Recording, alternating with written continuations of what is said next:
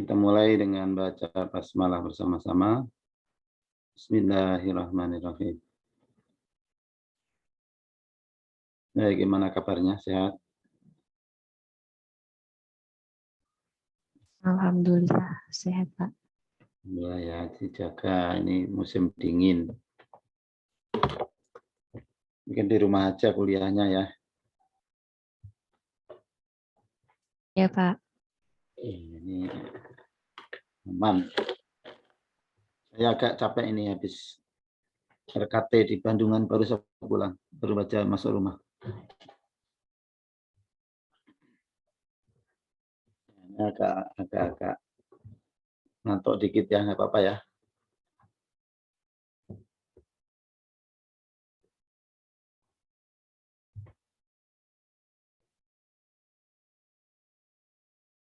Baik, hari ini kita akan melanjutkan materi tentang mengenal jati diri manusia. Ya, tes dilupakan dulu ya. Saya belum sempat koreksi. Ya, mengapa kita harus mengkaji tentang jati diri manusia? Kan hanya membicarakan tentang siapakah aku, gitu ya. Aku dalam arti yang sebenarnya, siapa aku? Ada dua kemungkinan mengapa bab ini kita angkat ya, mengenai mengenal jati diri. Apa kita belum kenal? Pertanyaannya ya.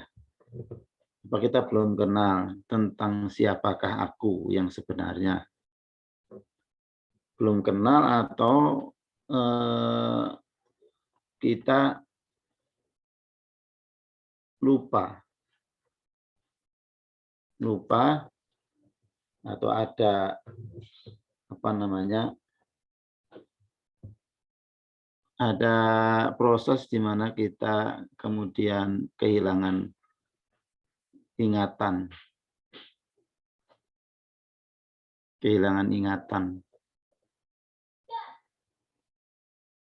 sehingga kita ditanya siapa diri kita itu nggak ingat siapa, jadi kehilangan jati diri atau belum mengenal diri kita sendiri. Dua-duanya bisa terjadi ya. Kalau dalam konteks sejarah sebagai seorang muslim, generasi muslim, keturunan orang Islam, ya itu bisa jadi karena yang kedua. Jadi ada proses ya perlahan namun pasti proses cuci otak gitu ya. Cuci otak. Generasi sebelum kita mengenali betul-betul ya, mencerminkan, mengenali dirinya, siapa aku, bagaimana sikap ya, posisi sesuai dengan posisinya, dia menyadari dan dia menempatkan diri secara benar sebagai manusia. Dia mencerminkan sebagai wujud manusia yang sebenarnya, sebagaimana Allah rancang. Ya. Tapi lambat laun kemudian ada proses sejarah di mana dipalingkan dari urusan diri kita sendiri. Perlahan namun pasti ada proses di mana kita dikenalkan manusia yang bukan sebenarnya manusia. Begitu. Dan ini disadari oleh ilmuwan-ilmuwan barat yang telah sekian lama menjadi subjek ya pelaku sejarah, lalu kemudian dia menyadari bahwa dia sekarang menjadi korban sejarah. Mereka yang sudah memakan garam banyak ya tentang peradaban kemajuan peradaban modern itu lama-kelamaan menyadari bahwa dirinya kehilangan sesuatu yang amat berharga. Ya. Salah seorang tokoh peradaban modern yang sangat terkenal, namanya Roger Garaudi. Dia ini salah seorang pelaku sejarah, ilmuwan yang sangat terkenal, dan dia termasuk salah seorang bahkan ikut merancang berdirinya Uni Soviet. Uni Soviet nggak main-main. Salah satu blok, salah satu negara superpower dunia ini antara Amerika Serikat dan Uni Soviet. Nah, dia tadi Roger Garaudi. Bahkan di dalam buku-buku tulisannya, dia mengarang tulisan buku-buku yang sangat terkenal. Dia setingkat dengan William Sartre. Dia kemudian menulis buku memberi kesaksian kepada dunia bahwa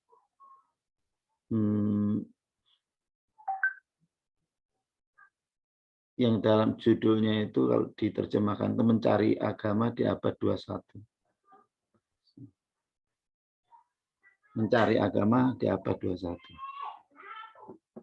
Dia seorang ateis, bahkan garda terdepan dalam merancang peradaban Uni Soviet, tapi kemudian dia merasa ada satu hal yang sangat ganjil dalam dirinya.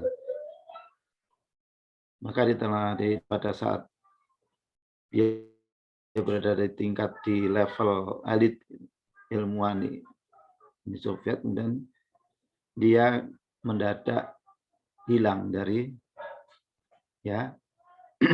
lingkungan itu, dan kemudian dia mencari apa yang dia rasakan itu hilang, yaitu spiritualitas. Lalu dia menjadi seorang Kristen, jadi seorang Katolik yang dia mencoba mendalami betul sebagai seorang Kristen, jadi seorang Katolik yang hidupnya untuk sebaliknya dengan sebelumnya, yang awalnya semua rasional, semua empiris, lalu kemudian dia berubah menjadi seorang yang mengabaikan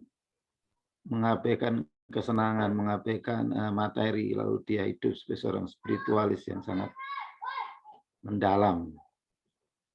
Tapi juga lama-kelamaan dia menjadi ada sesuatu yang pincang. Nah, kemudian dia mencoba, karena antara Nasrani itu dekat dengan Yahudi, lalu dia menjadi seorang Judaism. Maaf ya, suara saya salah. Minum dulu ya.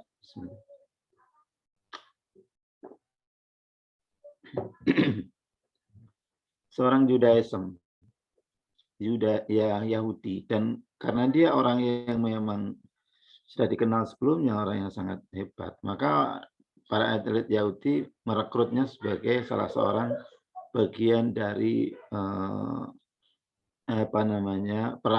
ikut merancang bagaimana strategi Zionisme untuk membuat bagaimana taktik untuk trik-trik bagaimana cara untuk membuat gerakan Zionisme itu. Kemudian dia bagaimana lagi-lagi kemudian dia protes dalam hatinya, dalam jiwanya itu ada protes. Kok begitu kecilnya? Cara-cara yang dipakai begitu kecilnya. Jauh banget dengan dua, di mana pada saat pertama dia sangat rasional, yang kedua sangat spiritual. Ini lebih gila lagi ini. Jadi betapa bejatnya, betapa buruknya itu apa yang dia lakukan itu. Sementara dia jadi orang penting di sini, dipercaya, lama-kelamaan menyelami sebagai orang yang dipercaya oleh para lobby-lobby Yahudi. Dia kemudian bicara kemanusiaannya, bicara. Ini bukan yang aku cari. rasanya tidak kuat saya melakukan hal seperti ini. Dan akhirnya dia diam-diam dia belajar Al-Quran selama 1 tahun untuk mencari apa sebenarnya yang ada di dalam Islam itu. Maka kemudian dia menemukan apa yang dia cari itu ada 3 hal yang dia temukan apa namanya selama ini dia cari. Di mana sebelumnya dia ekstrem rasional empiris, ya begitu jadi Katolik itu ekstrem spiritualis, rasa, kehilangan pikiran. Yang ketiga itu taktik jahat gitu ya. Lalu dia kemudian menemukan ada di dalam Islam itu ada keseimbangan, konsistensi antara rasionalitas, spiritualitas, dan empiris. Ya, jadi ketiganya dia temukan, lalu dia mendapati sesuatu yang selama ini dia cari, dan kemudian pada akhirnya dia menyatakan diri sebagai seorang Muslim, dan pada akhirnya kemudian dia merasa punya kewajiban, punya hutang pada dunia atas kebohongan-kebohongan yang pernah dia ikut membuatnya, yaitu taktik Yahudi yang begitu. Ya, salah satunya adalah Yahudi membuat sandiwara yang menipu sekian miliar manusia di kolong langit ini dengan apa yang mereka sebut sebagai Holocaust. Ada baca ya? Jadi dia akan membuat sandiwara seakan-akan Hitler itu membantai jutaan orang Yahudi untuk mencari simpati kepada dunia, sehingga dunia ini berpihak kepada gerakan Zionisme untuk merebut Palestina. Ya, mereka mencari simpati. Awalnya dunia mengecamnya, tapi berupaya untuk mencari simpati dengan mengklaim sekian juta orang Yahudi dibantai oleh Hitler. Dan itu kemudian dibongkar oleh Roger Garaudi. Akhirnya ya sudah pasti lobby Yahudi menguasai dunia. Akhirnya dia harus berhadapan dengan pengadilan. Ya, kalau Anda buka Roger Garaudi, mesti nanti ada kaitan dengan ya tipu muslihat, ya sandiwara Holocaust. Saya tidak mengikuti hasil akhir dari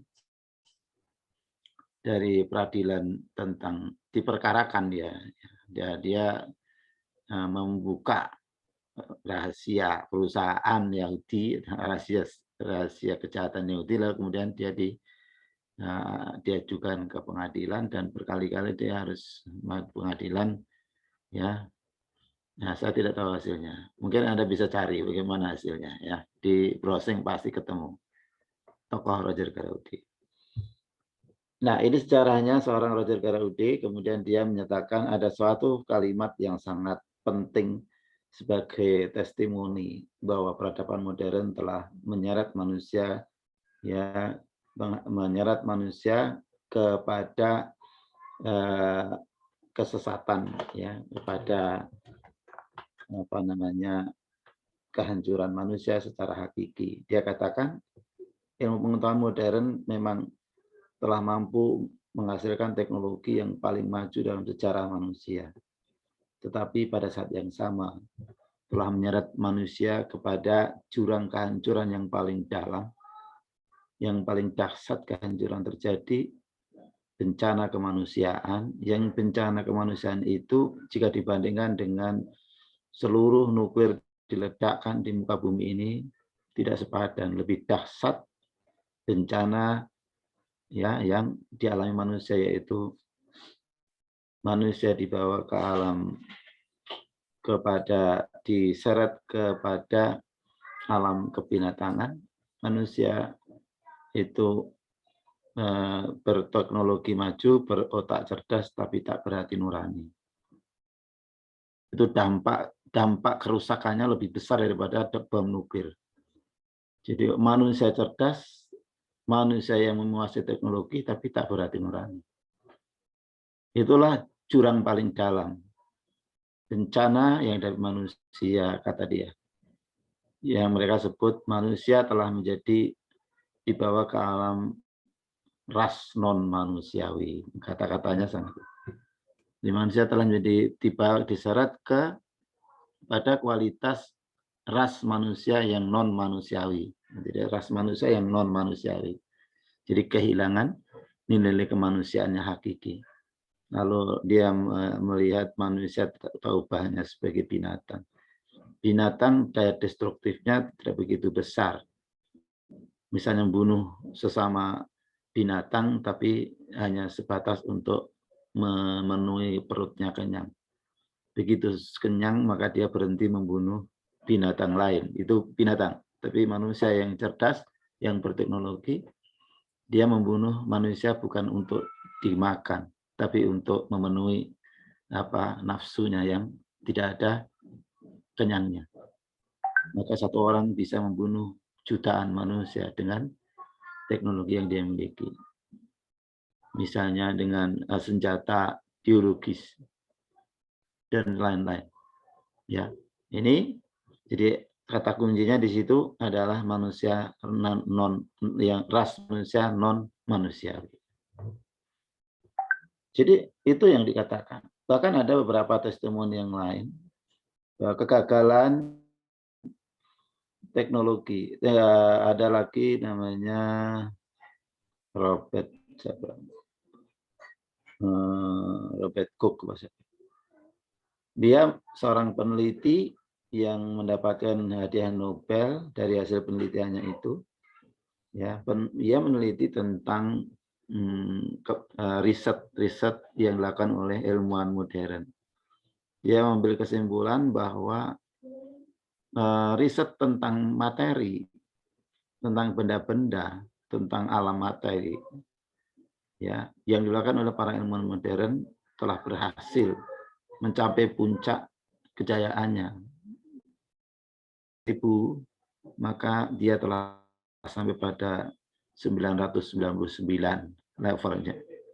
Hampir sampai 1000 ya, limit mendekati sempurna. Ya. Begitu besar hasilnya. Tetapi penelitian terhadap manusia mengalami kegagalan total. Berhenti di angka 1 dan tidak pernah meningkat ke angka 2 dan seterusnya. Jadi berhenti di tempat, memutar-mutar saja, kebingungan, tidak ada hasilnya. Dia katakan itu. Dia mengungkapkan dengan sangat rasional, bertanggung jawab dengan mengungkapkan argumen-argumen mengapa terjadi kegagalan. Banyak sekali argumen yang dia berikan dan dengan penelitian itu kemudian dipandang menyadarkan ilmuwan dunia ini bahwa betapa pentingnya ya perlu menyadari betapa manusia ilmuwan tidak mampu mencapai kemajuan dalam meneliti manusia karena sangat kompleks dari manusia itu. Sangat kompleksnya manusia itu sehingga tidak mampu diteliti oleh riset-riset dengan teknologi modern. Kenapa kesalahannya? Bahwa riset tentang manusia sekarang ini menggunakan ya metodologi yang hanya layak untuk meneliti benda-benda. Jadi meneliti benda-benda diterapkan untuk meneliti manusia yang manusia itu memiliki kompleksitas yang sangat luar biasa, terutama mengenai jiwa. Penelitian tentang jiwa tidak pernah selesai, tidak pernah menemukan itu. Nah, mereka begitu beratnya untuk mengetahui siapa manusia, bahkan gagal. Dan itu disadari oleh para ilmuwan modern. Ya.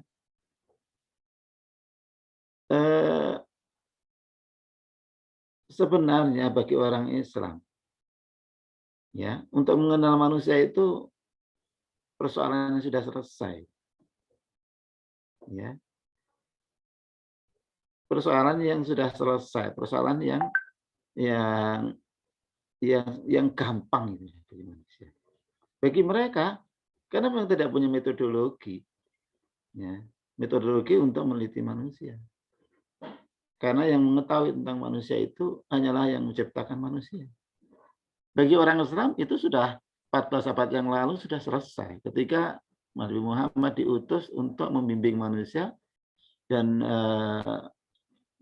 berhasil mengantarkan manusia kepada puncak kesempurnaan fitrahnya, jati dirinya. Sehingga manusia telah diangkat dari keterpurukan sejarah akibat peradaban sebelumnya, peradaban Yunani dan Romawi. Lalu peradaban tradisi, kalau di Arab ya, Jazirah Arab itu oleh tradisi. Manusia begitu rendahnya, bahkan lebih rendah dari binatang. Paling bejat manusia itu dia pada masa bahkan anaknya sendiri dibunuh, kubur hidup-hidup. Tapi kemudian ya dihadirkan seorang Rasul Muhammad SAW dibekali dengan petunjuk hudalinnas, lalu dia mendidik manusia, mengangkat laki perempuan ya menjadi yang sangat mulia dan betul-betul mencerminkan makhluk terbaik, makhluk paling sempurna.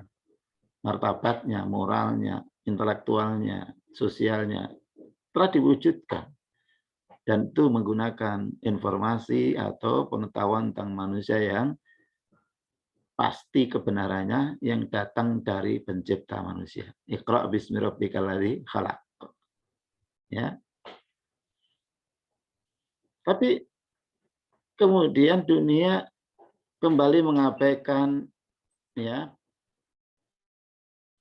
pengetahuan yang orisinal itu, lalu kemudian mencoba kembali mencari-cari tentang siapa dirinya dengan mengandalkan rasionalitas dan panca inderanya. Karena memang tidak akan bisa dicapai melalui panca indera dan rasionalitasnya. Persoalan-persoalan anatomi mungkin iya, meneliti fisiknya manusia oke, tapi meneliti tentang rohani manusia, jiwa manusia, ya tidak bisa. Nampaknya dunia kembali mengulangi kegagalannya, mengulangi kebodohannya, yaitu mengulangi peradaban Romawi, Yunani dan Romawi yang menghasilkan manusia-manusia yang hanya dikembangkan jasmaninya dan skill dan rasionalitasnya. Itu yang terjadi pada masa Yunani. Lalu terjadilah Yunani, bahkan Parsi juga menjadikan manusia ini sangat tersesat jauh. Ya. Romawi menghasilkan manusia yang tidak dihargai martabatnya sampai manusia tidak punya rasa ketersinggungan di mana mereka punya suatu indikatornya. Di Romawi ada satu tradisi yang terkenal dan itu dihidupkan kembali oleh anak cucunya bangsa Romawi, orang-orang Barat, yaitu apa yang disebut dengan adu manusia dengan binatang.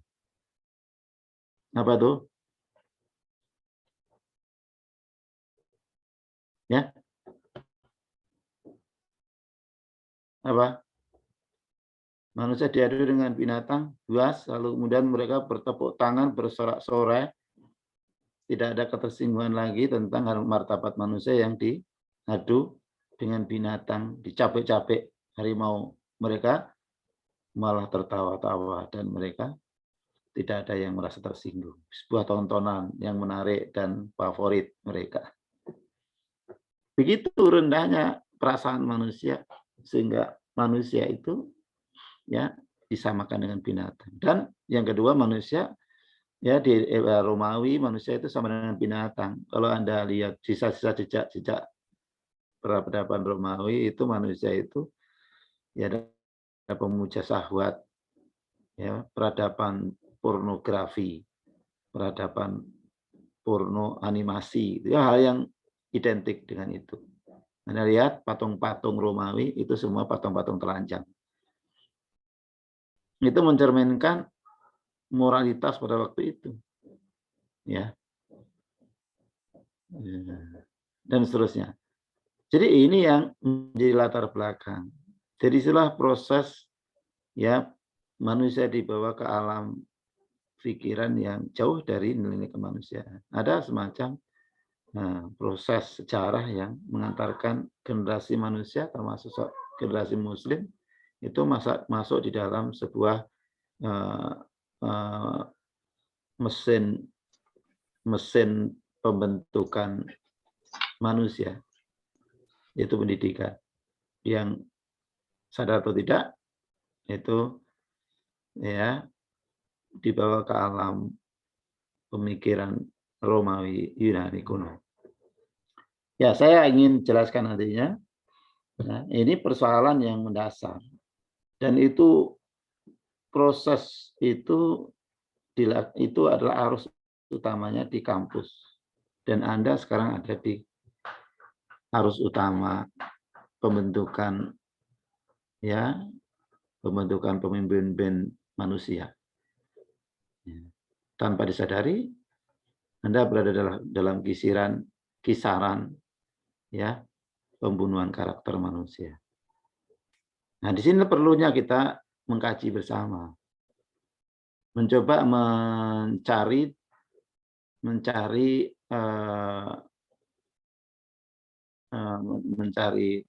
persoalan, menangkap persoalan. Ya. Bagaimana seharusnya, bagaimana semestinya manusia itu harus dibangun, dididik, dan apa yang terjadi sekarang. Gap antara seharusnya dengan realitas yang terjadi, ini adalah persoalan.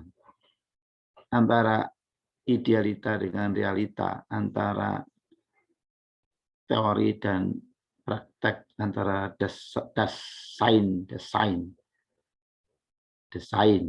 dan desolen, ya, desolen. Nah, ini ada gap yang sangat lebar. Seharusnya manusia seperti apa? Lalu sekarang manusia jadi apa? Nah, untuk mengetahui seharusnya manusia itu seperti apa, tentu kita merujuk kepada apa yang dijadikan pedoman oleh Nabi dan para sahabat dalam melihat manusia. Lalu kita coba sekarang kita mau dibawa kemana? Nah, ini penting. Ya, kalau kita tidak sadar posisi kita sedang dibawa kemana, kita akan betul-betul akan larut, akan hanyut ke suatu arah muara ya yang di sana ya kita kemudian ya menjadi bagian bermuara kepada satu derajat kemanusiaan yang sudah di laut, sudah rendah. Ya, ini latar belakang bab ini penting. Ya, siapakah aku? Ya, siapakah aku? Banyak orang bingung sampai tanya-tanya. Aku adalah binatang jalang. Dari kumpulan yang terbuang. Itu ungkapan orang-orang yang sebenarnya mengungkapkan kebingungan manusia. Ya, begitu ya. Jadi ini yang perlu kita tangkap ya. Anda mau dibawa kemana? Nah, mari kita lihat. Saya ingin berikan peta peradaban. Ya, bagaimana terjadinya proses pemanusiaan. Ya.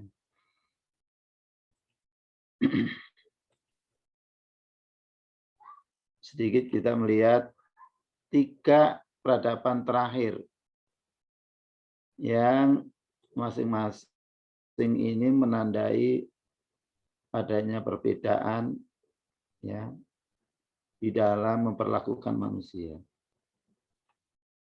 Ada jenis manusia macam apa gitu ya. Dan satu perubahan dalam membentuk peradaban manusia itu perubahan dari peradaban yang beradab gitu ya kepada yang biadab gitu. Atau dari biadab menjadi biadab, jadi biadab menjadi beradab. Itu intinya kan kalau dibikin 2 ya beradab dan biadab gitu. Hanya ada 2. peradaban yang perubahan dari peradaban yang biadab menuju peradaban yang beradab, sebaliknya juga begitu, maka selalu ditandai oleh 3 hal. Unsur perubahan itu ditandai oleh 3 unsur perubahan. Perubahan akan terjadi, akan ditandai dengan 3 unsur, 3 persoalan. Yang pertama adalah adanya perubahan persepsi dasar, persep dasar atau ide dasar, ide besar, world view, pandangan dunia. Dan biasanya ini ditandai dengan munculnya tokoh besar yang menggagas sebuah pandangan baru. Tentu munculnya pandangan baru ini merupakan reaksi terhadap realitas yang ada, yang dirasakan sudah tidak lagi relevan, sudah tidak lagi sehat, tidak lagi memenuhi kebutuhan-kebutuhan atau memecahkan masalah-masalah yang dihadapi oleh masyarakat. Ada kejumutan, ada kebekuan, ada ketidakjelasan, ada ketidaksinkronan. Nah, maka kemudian persoalan ini ditangkap oleh orang cerdas, orang yang mampu membaca ya, adanya gap, adanya permasalahan. Lalu dia mengikutinya dengan memberikan argumen-argumen, ya, argumen-argumen yang menunjukkan kelemahan-kelemahannya. Sekaligus dia menawarkan ya solusi-solusi terhadap apa yang terjadi, masalah yang dihadapi.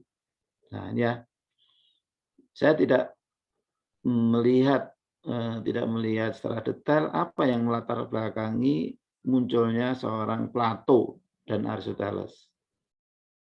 Ya. Ini ya. Tetapi kalau mengapa munculnya seorang Muhammad, itu ada latar belakang yang sempat saya pelajari. Mengapa terjadi seperti itu? Sama juga Nabi Muhammad ini dari kecil sudah dihadapkan pada realitas-realitas yang ganjil, yang tidak sinkron.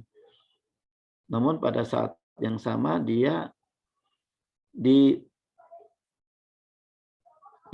atau dididik untuk tetap tidak larut terhadap masing-masing kutub-kutub yang ada itu.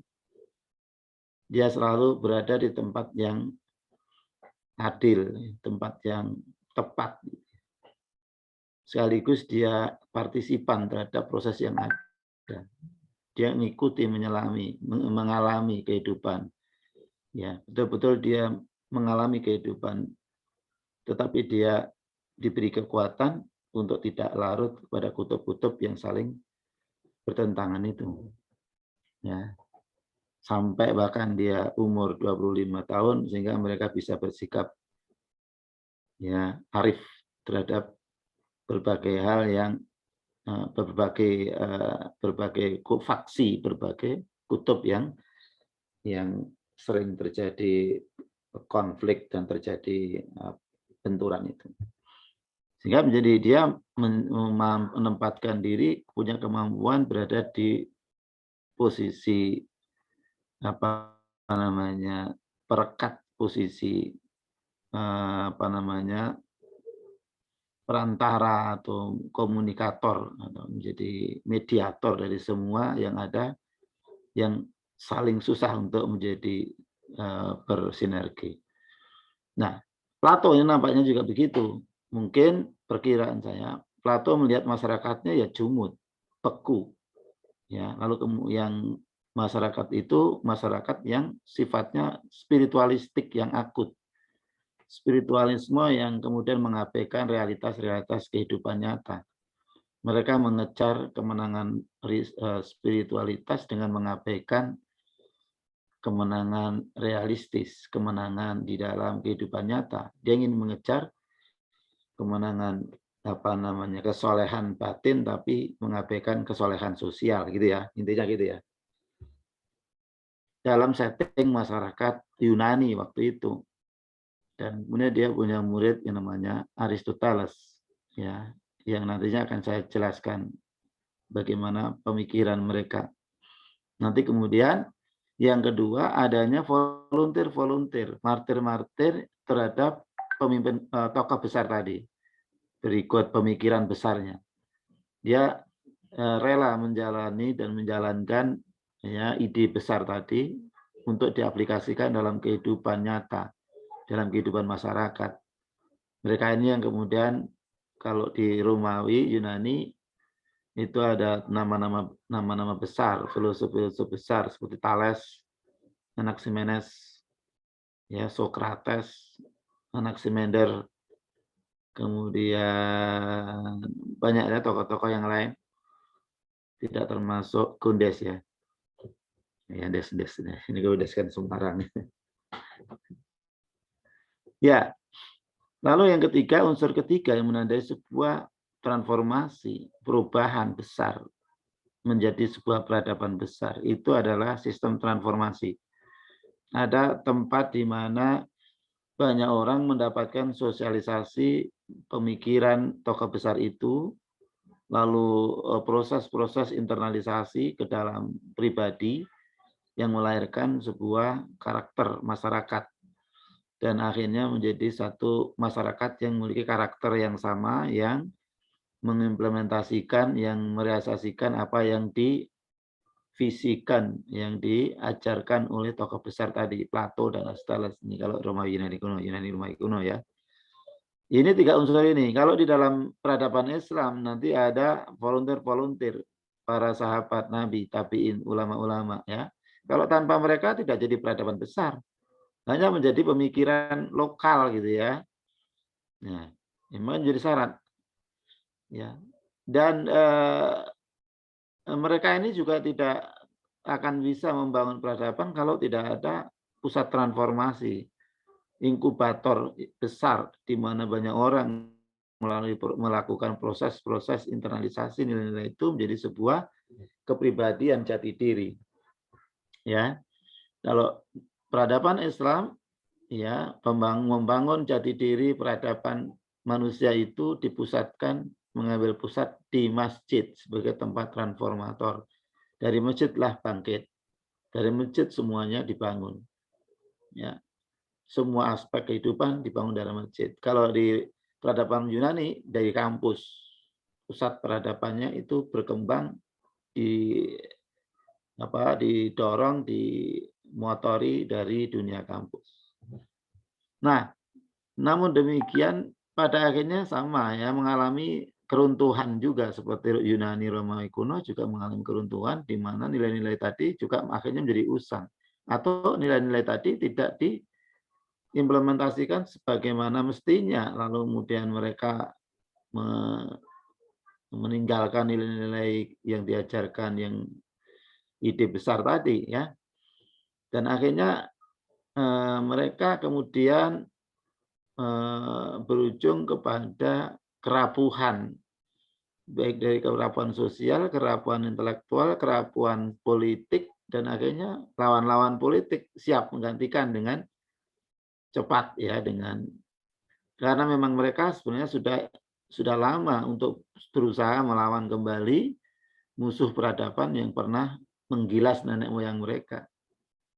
Ini yaitu peradaban Barat yang sesungguhnya mereka ini tidak lain adalah anak cucu dari peradaban Yunani dan Romawi kuno. Negara-negara Prancis, negara-negara ya Italia, negara ya Amerika, Inggris, inilah sungguhnya anak cucu dari Romawi, Yunani dan Romawi kuno. Mereka kemudian mengambil tampuk kepemimpinan peradaban lalu kemudian menerapkan kembali proses pembentukan peradaban manusia yang mengacu kembali kepada nenek moyang mereka, yaitu Plato dan Aristoteles. Dan volunteer-volunteernya bisa Anda sangat kenal, Anda sangat yang Anda dibikin mengagumi para volunteer-volunteer itu untuk merujuk segala pemikiran yang ada, baik tentang sosial, politik, ekonomi, melalui sistem pendidikan yang ada Thomas Hobbes, kemudian John Locke, kemudian David Hume, kemudian dan seterusnya, ya ilmuwan ratusan ribuan ilmuwan mereka. Dan kembali dunia dibangun dari kampus mengikuti jejak nenek moyang mereka sebelumnya. Jadi sesungguhnya peradaban modern itu adalah merupakan neo Yunani kuno dan Romawi kuno. Neo berarti apa? Neo itu apa? Anaknya ya. Neo. Ya. Jadi Anda berada di peradaban modern dan Anda sedang berada dalam sebuah mesin, sebuah pemanusiaan yang menggunakan kembali cara Yunani dan Romawi untuk membangun ya jati diri manusia. Sementara Anda seorang Muslim yang seharusnya Anda merujuk kemanusiaannya kepada Nabi Muhammad dan para volunteer-volunteernya. Anda tinggalkan masjid sebagai pusat peradaban, masjid sekarang dimarginalisasi, pusat peradaban dialihkan kembali ke kampus, sehingga nilai-nilai yang dikembangkan tidak lagi nilai-nilai yang dia kembangkan sebagaimana peradaban Islam. Sampai di sini Anda tahu peta persoalannya?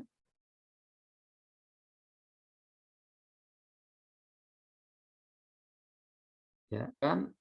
Ya, kemanusiaan yang digagas oleh Plato dan Aristoteles yang kemudian dikembangkan kembali oleh Lamarck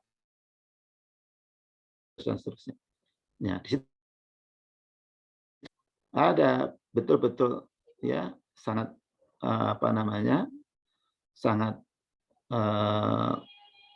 ekuivalen ya antara pemikiran mereka tidak berubah sama sekali, hanya dibahasakan tanpa disadari. Dia diberikan kekuatan, tidak diberikan kesempatan untuk melakukan kritik atau bahkan melawan arus pemikiran itu yang diinjeksikan melalui pusat transformasi peradaban yaitu kampus, ya, melalui kurikulum, buku-bukunya, melalui pola-pola bentuk-bentuk pergaulannya, melalui dan seterusnya. Ini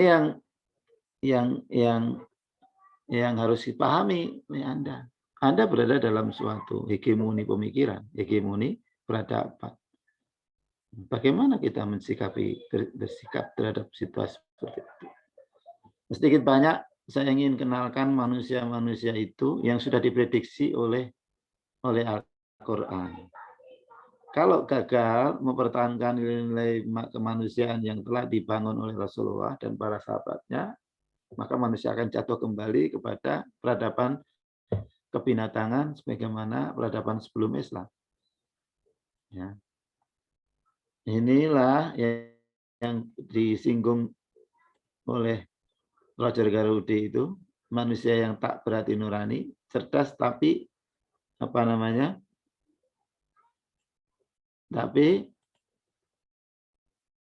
jati diri mindset-nya mindset binatang.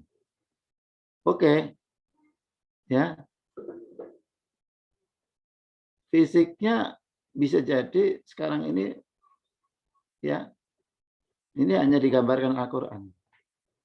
Al-Quran menyebutkan tentang karakter-karakter manusia yang jatuh kemanusiaannya kepada alam binatang.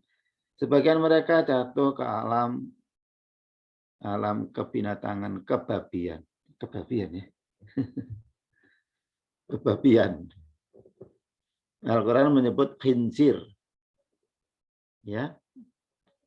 Qul hal unabbiukum bisyarrim min dzalika matsubatan indallahi man la'anahu wa ghadiba 'alaihi wa ja'ala minhumul qirada wal khanazir wa 'abadat taghut ulaika syarrum makana wa adallu wa adalla an sawa'is sabil.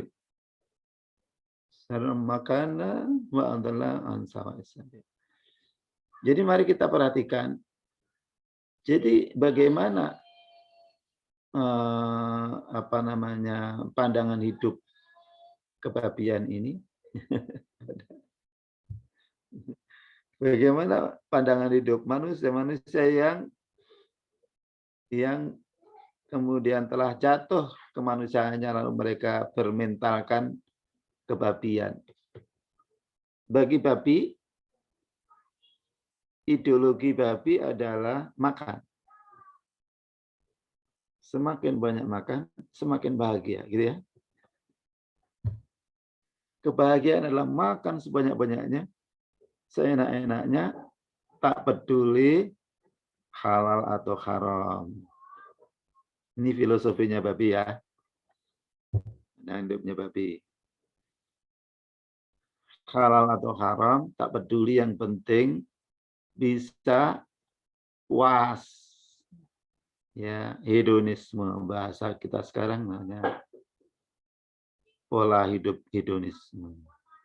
Allah menggambarkan dengan sangat tepat sebagai kehidupan kebabian. Ya, jadi halal haram tidak peduli, yang penting dia dapat. Nah, itu ya. Kita mudah sekali mendapatkan fakta-fakta di lapangan bahwa alumni-alumni kampus yang dibangun oleh peradaban modern itu ya kita melihat secara fisik memang tidak babi. Secara fisik berdasi, perlente ya. Ya, tapi hakikatnya kalau kita potret dengan pola hidup kehidupan pandangan hidup babi persis. Maka kita mudah lulusan-lulusan kampus menjadi ya kemudian mereka ini pada dasarnya secara hakiki bisa kita sebut sebagai babi-babi berdasi. Ada babi-babi legislatif, babi-babi eksekutif. Ya, coba, ini babi yang betul-betul besar gitu ya, yang ya mereka itu bisa melahap sekian triliun dana ya sosial diambil tanpa pedulikan halal haram gitu.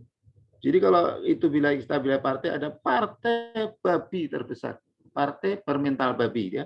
Untuk membesarkan partainya mereka melakukan korupsi, mencuri harta negara, harta rakyat untuk demi kemenangan mereka. Ini bisa disebut kumpulan partai, kumpulan babi-babi. Ya. Babi-babi legislatif, babi-babi yudikatif, wah sudah sangat terkenal.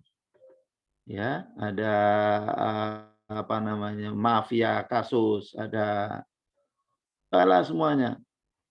Ini kelakuan babi. Tidak peduli halal haram, yang penting dia mendapatkan kekuasaan, dapatkan. Dulu mereka ini di kampus nih, Mbak Mas. Mereka dididik di kampus itu.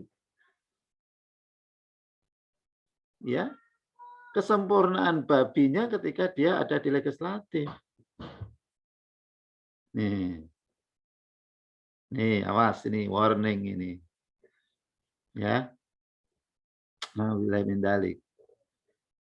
Dulu sifat kebabian itu tumbuh, dipelihara ketika dia mencari nilai yang tinggi.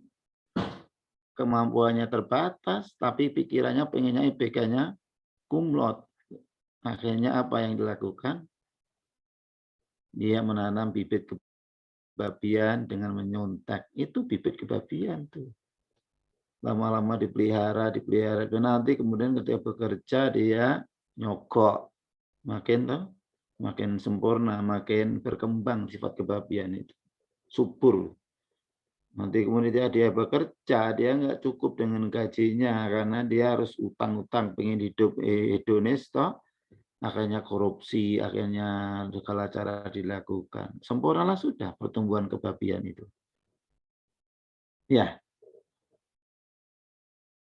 Dan babi ini jadi Jadi semacam di dalam Al-Quran, babi ini semacam dijadikan sebagai apa ya? Apa namanya? Apa itu namanya? Kalau simbol dalam bentuk bangunan itu apa namanya? Patung, itu apa namanya itu? Dijadikan sebagai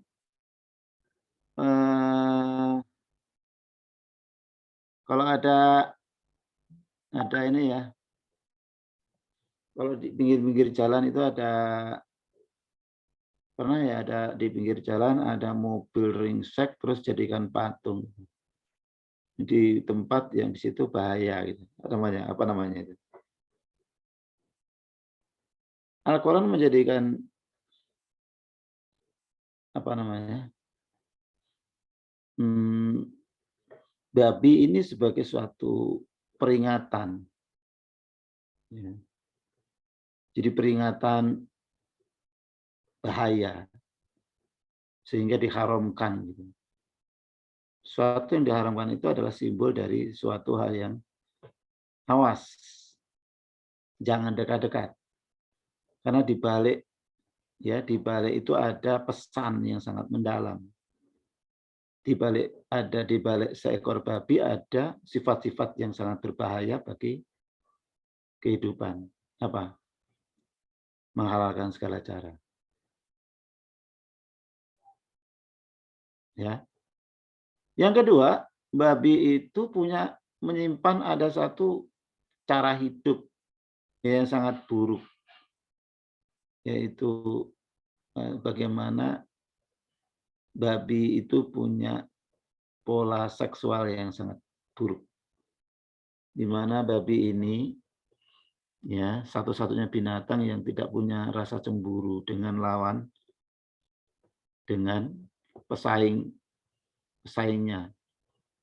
Jadi kalau ayam jantan itu pagi-pagi sudah berantem dengan berapa pejantan lainnya. Ya. Dia menghargai perkawinan itu satu yang suci, nggak boleh dicampur yang lain itu ya. Makanya dia simbol laki-laki ya, jagoan gitu ya, rebutan pacar gitu ya. Artinya dia menghargai sebuah perjodohan, nggak mau diganggu yang lain itu. Satu-satunya binatang yang punya rasa cemburu ketika pasangannya didekati oleh jantan lain itu babi. Jadi kalau ada babi kawin itu tidak ada suara pertengkaran itu. Ya. Walau kucing, gegeran banget ya. Kucing. Kadang-kadang nggak jadi tapi ruamenya juga luar biasa gitu. Itu kucing tuh. Saking menghargai pasangan. Ini babi enggak ini. Jadi ada satu pejantan, ada satu betina, ada sekian 2 sampai 3 yang jantan itu saling bergantian tanpa ada percekcokan. Naudzubillah min dzalik. Dan kalau lihat lebih dalam lagi, babi ini lemak babi ini satu-satunya lemak yang tidak bisa diuraikan oleh asam-asam di dalam tubuh kita. Jadi babi ini kalau dimakan dagingnya, lemaknya, itu lemaknya akan tidak terurai. Ya. Jadi sifat kebabiannya akan tetap terbawa itu. Mempengaruhi apa? Genotip ya. Naudzubillah min dzalik. Jadi orang-orang pemakan babi itu akan punya kelakuannya ya kayak babi itu nanti. Kayaknya bisa jadi itu kalau kemudian ikut membelah pada proses pembelahan zigot, ya kemudian dia terpilin di situ, dia menempel situ, dia ya terbawa dalam zigot, terbelah, dan setiap sel itu akan membawa sifat kebabian. Tapi kalau binatang lain kan lemaknya semua terurai oleh asam dalam tubuh kita. Kecuali satu, babi ini. Wah ya, cerita babi udah ya dulu ya. Banyak banget. Ini jadi yang penting kita ya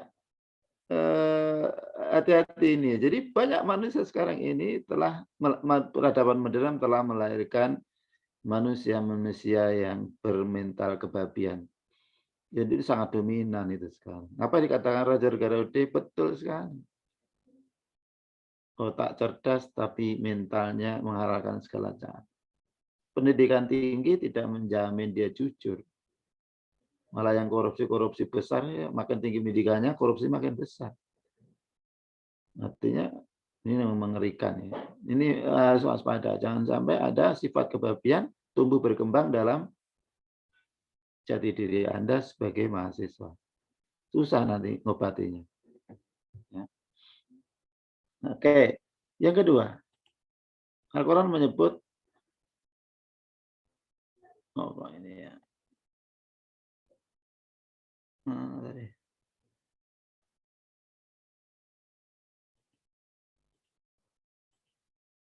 Al-Quran menyebut pasangannya, ini satu paket, tapi mentalnya hampir sama. Kalau tadi hedonisme ya, melakukan segala cara. Kalau ini apa ini? Karakteristiknya apa nih? Sama bahayanya. Dunia hancur gara-gara kelakuan dua manusia yang bermental dua tadi. Ini satu paket nih. Qirotah wal khanazir. Qirotah itu ketek, Mbak. Mas.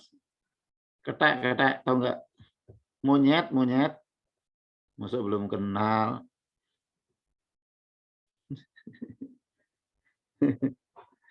Kirtun itu bahasa Arabnya itu.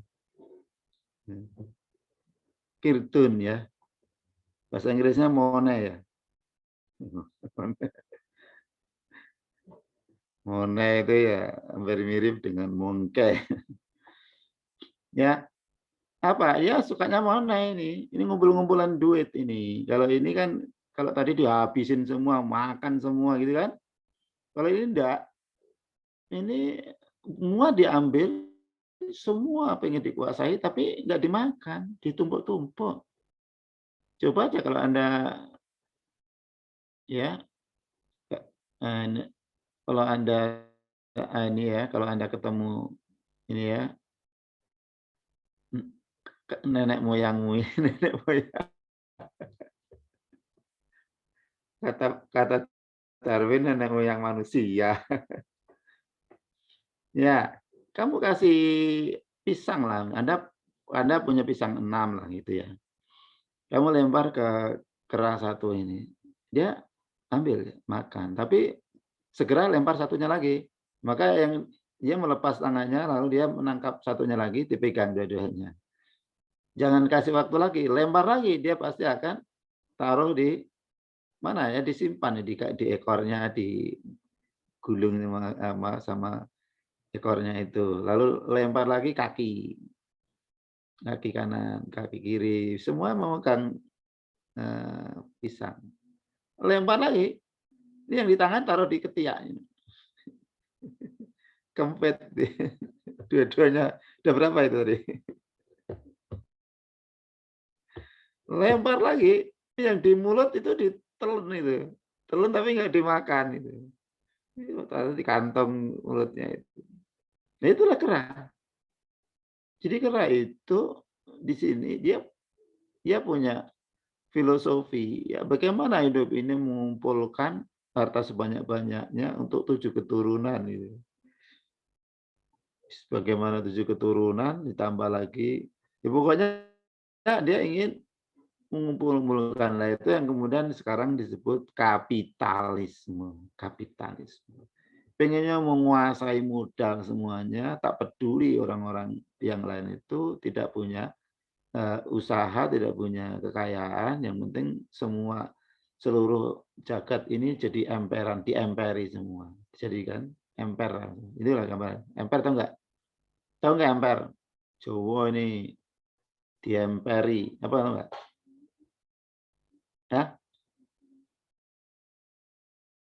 Jadi pengen ini ya, Dia dapat kasih satu.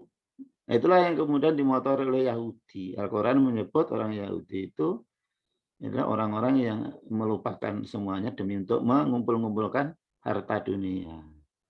Kalau kau beri satu emas, dia minta dua. Kalau dia dua satu gunung, minta dua gunung. Semuanya ingin dikuasai. Ya relatif sama ya cara-caranya, tapi ditonjolkan sifatnya adalah kerakusan. Namanya aja kera ya. Cocok ya, kerakusan. Nah, mentalitas seperti ini kita mudah dapatkan dari perguruan tinggi, dari pendidikan melahirkan kapitalis-kapitalis. Indonesia ini dikuasai juga oleh sekelompok ketek. Ya. Itu mentalnya kayak apa tuh? Hutan kuasai semuanya, semua pengen kuasai semuanya. Itu kan ya, kapitalis.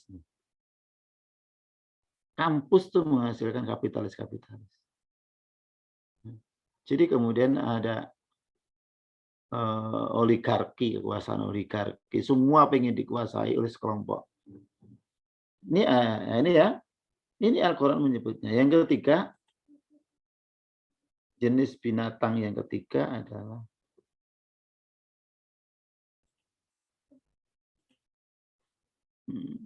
sebentar. Jenis yang ketiga adalah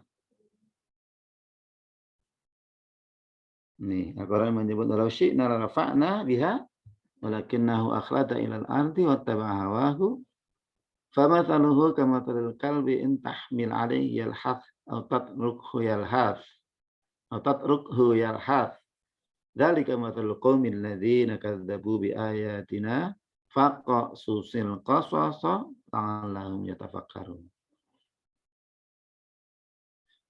Jika dan kalau kami menghendaki, sungguhnya kami meninggikan derajatnya dengan ayat-ayat itu.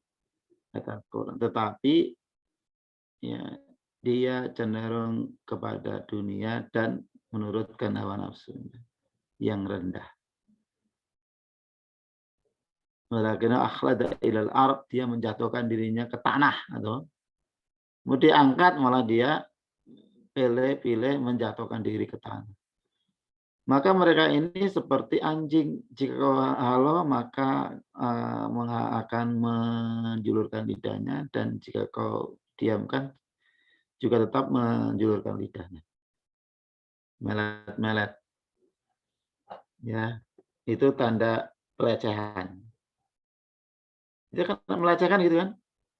Ya, gitu ya, kalau melecehkan itu. Melecehkan, ngece, bully. Apa yang dibully? Ayat-ayat Allah, hukum-hukum Allah. Ya, demikian itu perumpamaan orang-orang yang mendustakan ayat-ayat kami. Maka ceritakanlah kepada mereka kisah-kisah itu agar mereka berpikir. Mikir ya. Nah sekarang gini, perguruan tinggi menghasilkan orang tunduk kepada hukum Allah atau menghasilkan orang justru sombong pada hukum Allah. Membuli, mengejek hukum Allah. Ya. Mereka mengikuti hukum-hukum yang dibuat manusia, yang hukum-hukum itu tidak sinkron dengan hukum Allah. Tapi mereka merasa lebih bangga, merasa lebih tinggi ya hukumnya daripada hukum-hukum yang Allah berikan melalui Muhammad Rasulullah.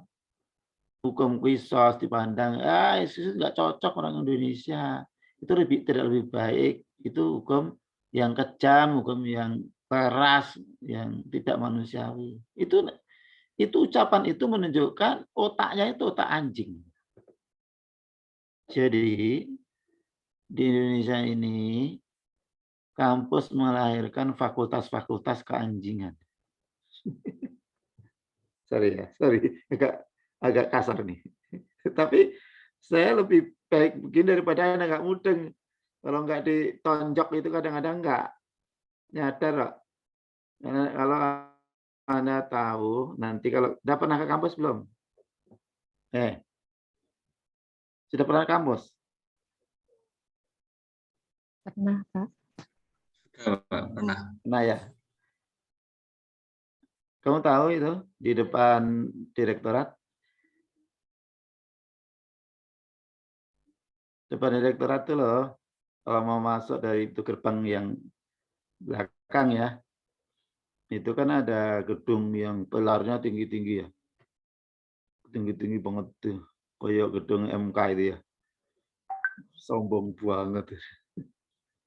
Polinek hanya dilihat, ih gini aja ya. Apa tuh Polines gitu ya. Gitu ya. Sombong ya. Di dalam itu di dalamnya itu bicara hukum itu. Itu kan fakultas hukum itu. Ya. Hukum siapa itu yang dibahas? Hukum hukum pidana perdata yang memang masih produknya Belanda, Stadblad Belanda. Wah, itu dianggap sudah dilembagakan menjadi standar-standar hukum pidana perdata, kan pakainya masih itu. Kita belum beranjak merubah hukum Belanda itu. Dan itu merasa, nah, di situ ada teman saya yang kebetulan dosen hukum Islam itu berjuang untuk untuk prodi hukum Islam di Fakultas Hukum Undip itu. Itu sampai hari ini belum berhasil. Katanya hukum itu hukum primitif. Tidak lebih baik hukum yang sekarang ini. Sombong amat. Berarti di situ sesungguhnya bukan kampus, Mas. Itu kandang, Mas.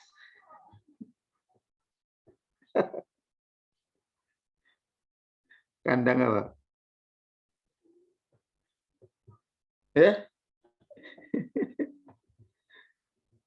Jadi ada orang yang, ya kalau menurut kacamata Al-Quran itu bukan gedung intelektual itu. Itu kandang. Di Al-Quran ya, kamasalil kalb. Kamasalil kalb. Mereka merasa mengabaikan atau mendustakan hukum-hukum Allah, ayat-ayat Allah. Mereka menolak hukum qisas, hukum ya perkawinan dalam Islam itu nggak mau ya. Dia merasa hukumnya lebih hebat. Anjing. Rahasia ya, jangan disampaikan coba ya. Hanya untuk kita aja ya. Masya Allah. Astagfirullah. Betul kan memang. Faktanya begitu. Mereka hanya penghambat hukum-hukum Allah ditegakkan di negeri ini. Ya. Boleh kok. Boleh menurut misu-misu Fir'aun itu boleh itu. Ngumpat-ngumpat Fir'aun kan boleh. Bajingan Fir'aun itu boleh. Karena yang mereka ya, yang mereka memang layak nggak boleh disopan-sopani ya. Masa kamu sopan sama Fir'aun? Yang di Pertuan Agung Fir'aun itu wah. Nah, sekarang ini orang banyak yang salah-salah mengucapkan. Orang kafir dibilang yang mulia. Tahu maksudnya? Orang-orang kafir itu loh. Menurut Al-Quran itu direndahkan. Tapi banyak orang menyebut orang kafir yang mati disebut yang mulia. Apa itu?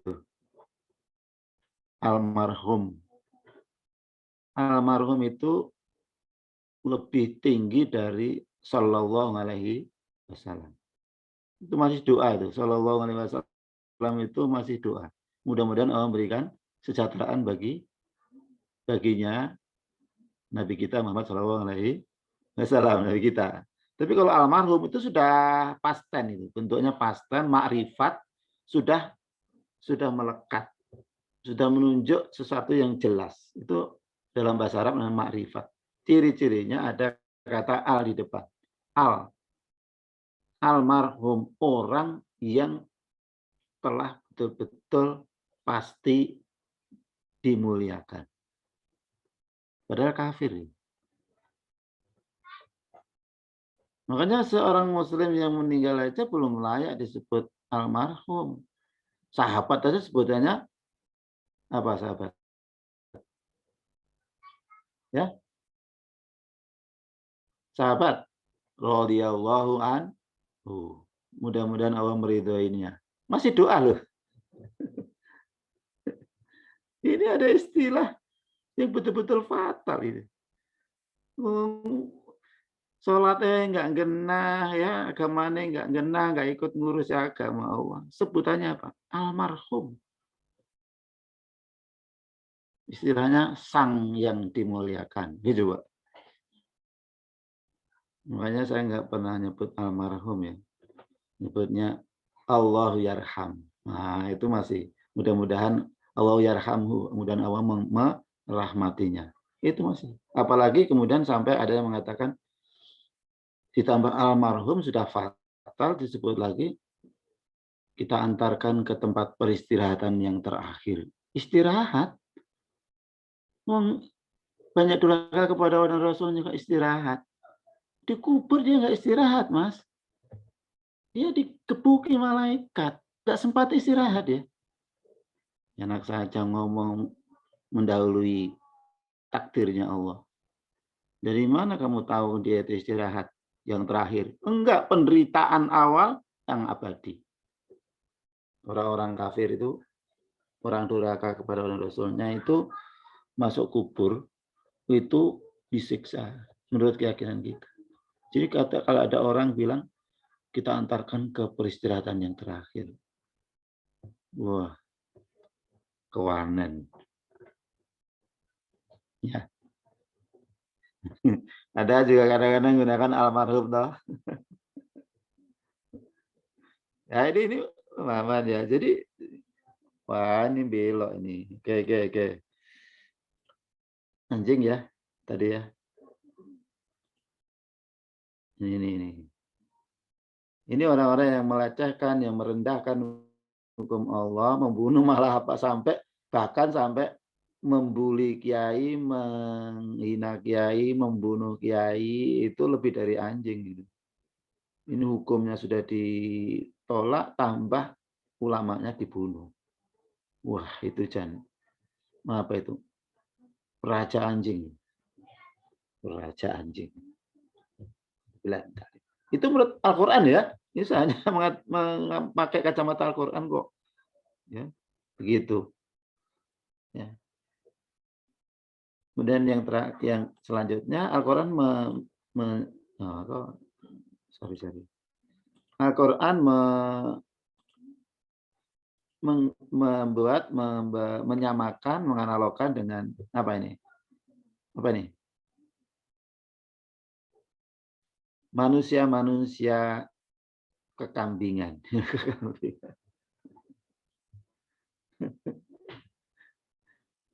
Ya, Masya Allah.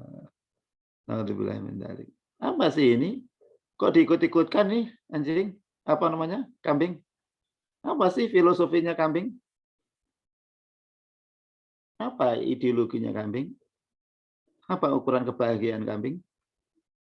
Sehingga orang meniru bagaimana telah jatuh mentalnya, jatuh martabatnya, jati dirinya menjadi manusia-manusia kekambingan. Nah, kalau di Kristen itu memang manusia disebut domba-domba. Ya. Ya, tapi yang menyebut sendiri anjing-anjing gitu kan. Kan mendustakan hukum Allah ya. Anjing menyebut orang lainnya, anak buahnya jadi kambing. Nah, apa filosofi? Mari kita analisis nih. Apa yang menjadi ciri yang Allah angkat sehingga sosok kambing ini dijadikan salah satu ya jati diri yang buruk gitu ya. Walaqad dzara'na li jahannama katsiran minal jinni wal insi. Sungguh telah kami Allah jadikan untuk neraka jahanam itu sebagian besar diisi oleh jin dan manusia.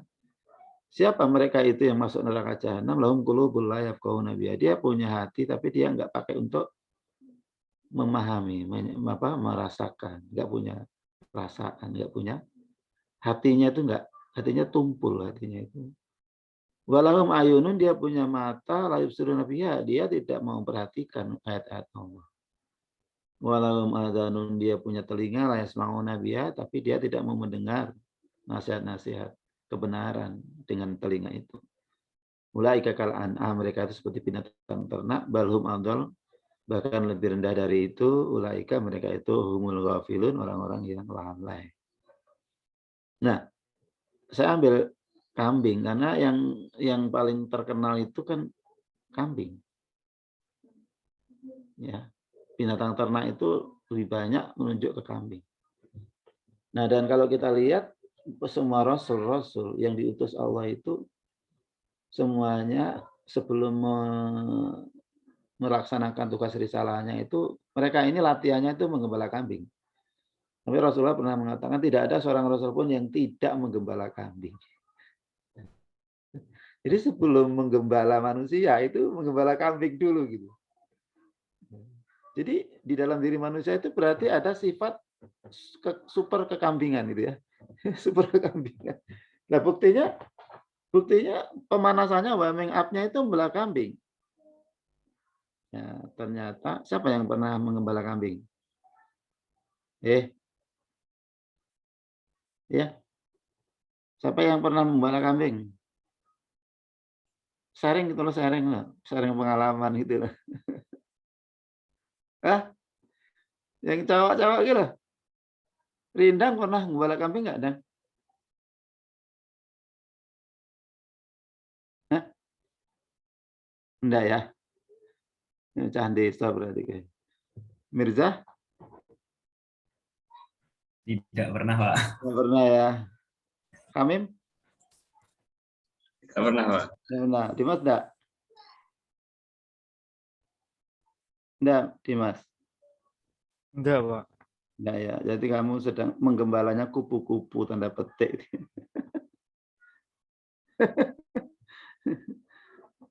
Ya kayak gini. Kalau saya sih menggembala kambing, ini orang kampung saya. Pernah menggembala kambing, pernah menggembala bebek, pernah menggembala kerbau, pernah menggembala sapi.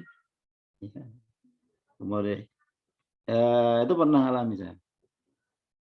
Ya. Yang paling susah menggembala kambing. Jadi dibutuhkan kesabaran yang tinggi, perhatian yang kuat, fisik yang kuat untuk menggembala kambing. Apalagi kalau di Jazirah Arab, di Arab itu kan para rasul diutus itu kebanyakan dari tanah Arab.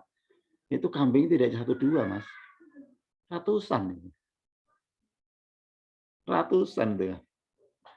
Bagaimana kambing ini sampai kalau digembalakan itu kan ya, tidak perlu, bahkan kadang tidak perlu kandang karena nggak muat kandangnya. Dalam kisah-kisah. Ya, jadi kambing itu memang paling susah dipelihara. Kalau kerbau itu sudah dimandikan gampang ya. Kalau pulang tinggal naik kerbau sambil main sulingan gitu ya. Itu kan kabarnya dulu gitu ya. Pulang naik kerbau sambil naik pakai buyuk topi itu terus sambil sulingan gitu ya. Enak itu sampai di rumah tinggal kalau mau belok ya belok. Ya. Kemudian apa ya, sapi gampang juga kalau udah dipegang dicocor hidungnya itu udah nurut banget tuh. Kemudian apalagi bebek, bebek itu gampang hafal rumah itu dari kejauhan aja sudah gampang di ini ya, dan teratur itu dia mau urut gitu ya. Nah, kalau Anda lihat coba kalau kambing. Kambing ini kalau di depan nggak pernah bisa lurus, ya 1000 kali lewat jalan yang sama, 1000 kali nggak lancar dia sampai ke kandang. Apalagi di kanan kiri ada tanaman-tanaman hijau, udah susah banget. Maka dia harus teriak. Maka kalau menggembala kambing, itu dibutuhkan fisik yang prima. Orang-orang gendut nggak bisa menggembala kambing, Mbak. Siapa yang gendut? Dia harus lincah itu, harus atletis itu. Iya, dan itu kalau panas ya kepanasan, kalau hujan kehujanan, gitu kan pembala kambing. Jadi ada berbagai aspek ya kompetensi kurikulum jadi pemimpin dengan membala kambing. Wah itu kalau di belakang tuh pengen nurut, diikat lehernya, ditarik, mogok, malah nggak mau jalan. Apalagi dia suruh mandi, wah susahnya paling susah. Kambing itu kalau memandikan kambing itu harus ditangkap, buopong gitu ya, diangkat tuh ceburkin air gitu. Baru itu masih meronta-ronta. Suaranya jelek lagi, nggak ada yang merdu kambing itu. Jelek, gue gitu ya. Baunya. Tapi yang kita perhatikan sikap mentalnya. Jadi kambing itu kalau di depan nggak pernah lurus, di belakang dia nggak pernah nurut, ya. Dia tumpul perasaannya. Binatang yang paling tumpul perasaannya terhadap anaknya kambing. Anda lihat harimau yang begitu ganasnya itu, tapi kalau menyusui anak-anaknya, anaknya nyaman banget. Tapi coba lihat kambing. Kambing yang anaknya sedang menyusui. Anak sedang minta air susunya. Oh, itu ditendang-tendang kok. Nggak nyaman itu, harus merengek-rengek anaknya. Kita kasih tahu ya ilmu kekambingannya. Jadi stressingnya di situ. Dia tidak bisa ya, tidak punya kemandirian untuk mentaati aturan. Pengennya menyimpang saja.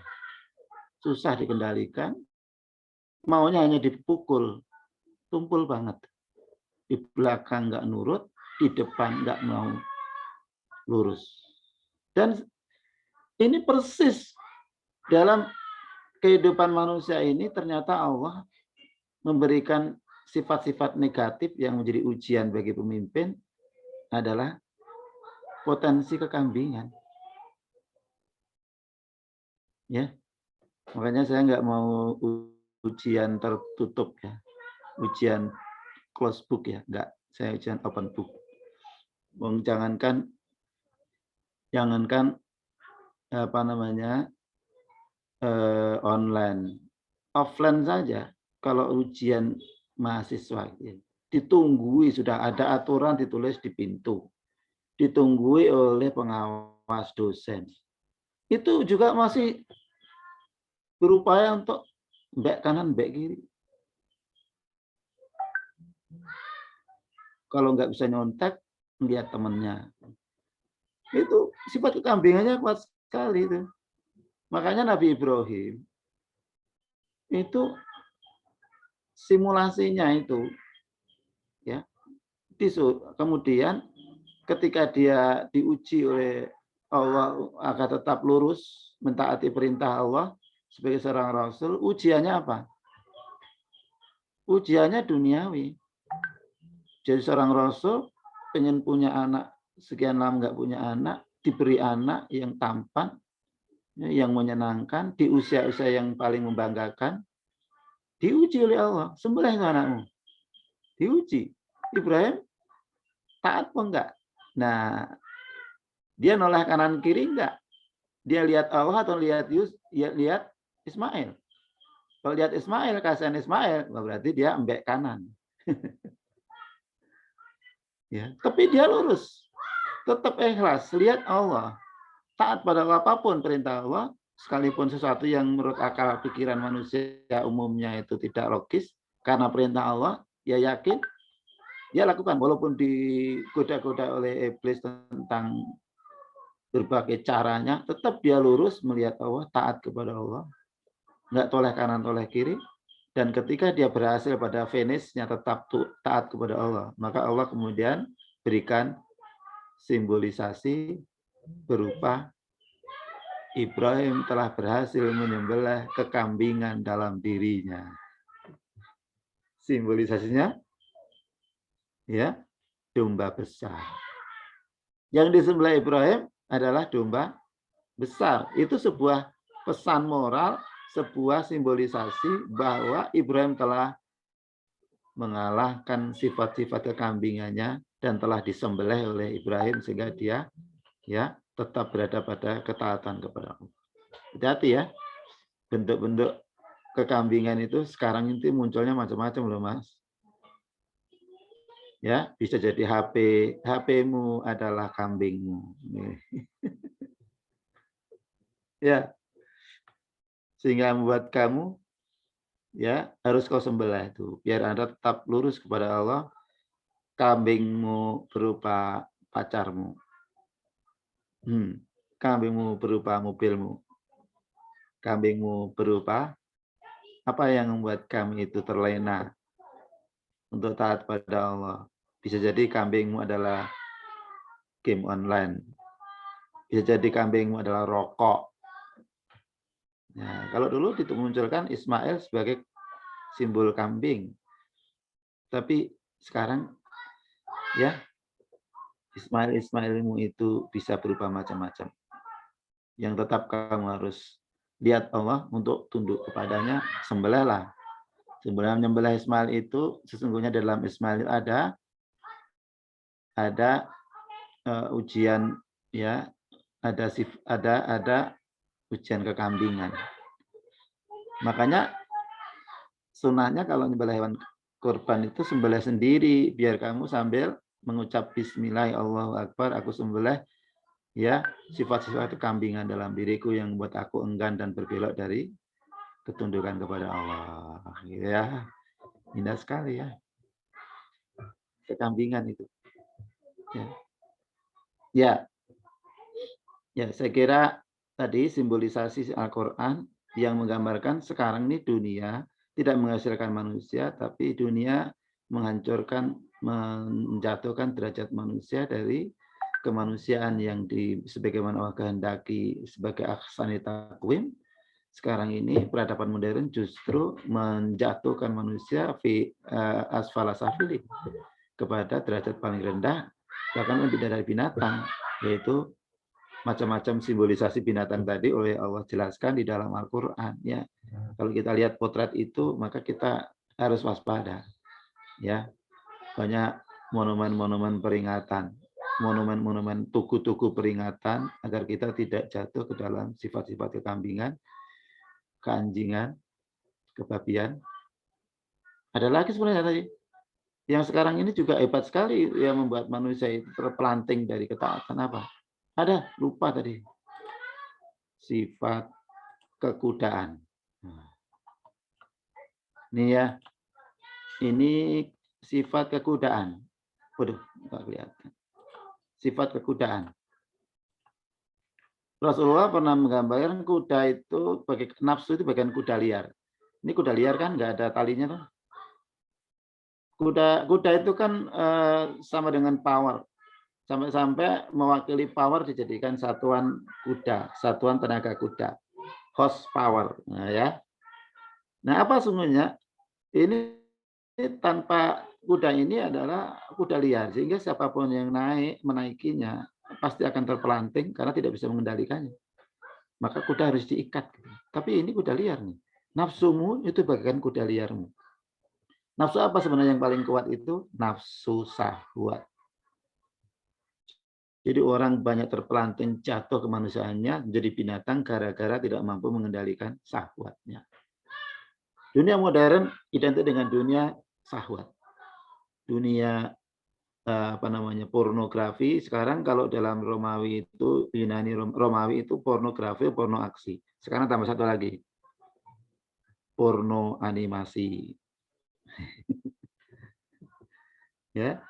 Sekarang bentuknya sekarang itu apa ya? Sekarang semuanya dipoles dengan melalui wanita. Jadi pemicu sifat-sifat kekudaan itu ada pada syahwat wanita. Maka wanita itu dalam Islam harus ditutup auratnya.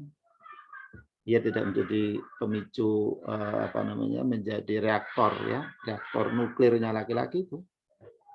Laki-laki itu punya syahwat yang kuat gitu ya. Jadi ini harus Nah sekarang ini dunia modern dibawa ke alam dunia kebinatangan, dunia kekudaan yang di sana Barat menampilkan bebas, free sex, bebas pergaulan bebas, bahkan saking bebasnya sampai sesama laki-laki, sesama perempuan. Di Amerika itu sudah ada hukum melindungi, ya, melindungi kebebasan seks itu yang diwujudkan dalam bentuk apa? Kebebasan aborsi. Aborsi dilindungi undang-undang. Efek dari pergaulan bebas itu akhirnya banyak orang yang ada bayi tanpa bapak. Ya, sekarang banyak ya. Dulu Nabi Isa aja orang akhiran ada bayi tanpa bapak. Loh sekarang banyak, Mas. Bayi tanpa bapak. Ya. Tapi maksudnya bapaknya nggak tanggung jawab gitu ya. Jadi bahkan menjadi transaksi itu di Amerika itu sudah biasa ya. Klinik-klinik aborsi itu seperti di Indonesia ini seperti kantor-kantor HP itu. Pulsa itu. Jadi orang bebas, mahasiswa, pergaulan bebas, kemudian hamil demi untuk tetap kuliah langsung di aborsi. Bebas tuh nggak melanggar hukum. Ya. Jadi di sampah-sampah klinik-klinik ada sampah-sampah aborsi banyak banget. Ya sebagian dipakai untuk apa namanya obat-obat anti ketuaan, ada untuk kosmetik ya. Hati-hati deh yang Anda yang hobi bersolek itu ya make up ya. Kalau dari Eropa, dari Amerika bisa jadi itu dicampuri apa namanya janin-janin bayi-bayi aborsi. Terikat anti ketuaan. Harganya mahal, diambil dari sampah aborsi. Ya, ini sekarang dunia kembali ke dunia Romawi, ya. Jadi dunia ini adalah identik dengan dunia kebinatangan, kebebasan dalam seks. Islam telah berhasil membawa martabat manusia betul-betul di cover atau ditutup, dijaga agar terjadi martabat manusia yang hubungan seksual yang bermartabat, yang sah, yang halal, yang tidak menimbulkan efek-efek emosi yang merusak struktur keluarga dan sebagainya. Jadi inilah ya manusia sekarang ini telah muncul sebagai bentuk dari personifikasi dari kebinatangan yang disimbolisasi dalam Al-Quran sebagai sebuah simbol kejatuhan martabat manusia. Saya kira demikian. Pertemuan yang akan datang akan kita bicarakan bagaimana sistematika pemikiran modern ini di dalam memperlakukan manusia, membangun persepsi dasar tentang manusia, lalu bagaimana proses siapa volunteer-volunteernya, bagaimana caranya, bagaimana benang merah pemikirannya, sehingga kita tahu dan diharapkan kita bisa menghindari dari bahaya arus dehumanisasi atau pembinatangan manusia melalui dunia pendidikan, melalui dunia kampus-kampus yang ada di dunia ini ya. Saya kira demikian. Terima kasih. Mohon maaf ini melampaui waktunya.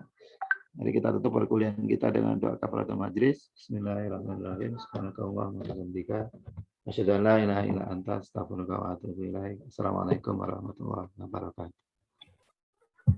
Waalaikumsalam warahmatullahi wabarakatuh. Terima kasih, Pak. Kembali ya, oke. Absensi sudah ya? Ya, Pak. Oke, masih. Ya, Pak. Ya, keluar dulu. Iya, Pak. Assalamualaikum.